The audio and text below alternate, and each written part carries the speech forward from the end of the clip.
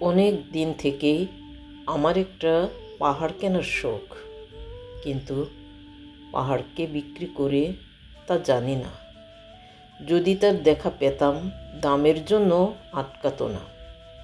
আমার নিজস্ব একটা নদী আছে, সেটা দিয়ে দিতাম পাহাড়টার বদলে।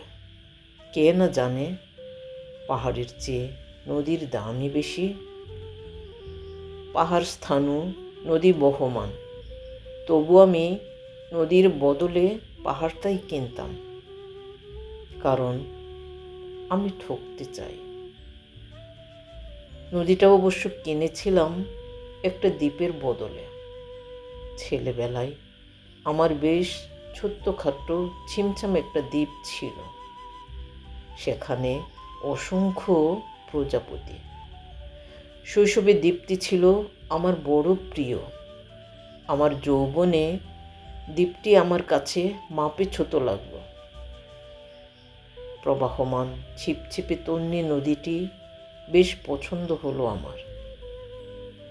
বন্ধুরা বলল, ওইটুকু একটা দ্বীপের বিনিময়ে এত বড় একটা নদী পেয়েছিস, খুব জিতেছিস তো মাইরে। তখন জয়ের আনন্দে আমি বিহ্বল হতাম। তখন সত্যি আমি ভালোবাসতাম নদীটিকে। নদী আমার অনেক প্রশ্নের উত্তর দিত, যেমন, বলতো আজ সন্ধ্যাবেলা বৃষ্টি হবে কিনা। সে বলতো, আজ এখানে দক্ষিণ গরম হাওয়া, শুধু একটি ছোট্ট দ্বীপে বৃষ্টি। সে কি প্রবল বৃষ্টি, যেন একটা উৎসব। আমি সেই দ্বীপে আর যেতে পারি না। সে জানতো, সবাই জানে, শৈশবে আর ফেরা যায় না। এখন আমি একটা পাহাড় কিনতে চাই। সেই পাহাড়ের গায়ের কাছে থাকবে গহন অরণ্য।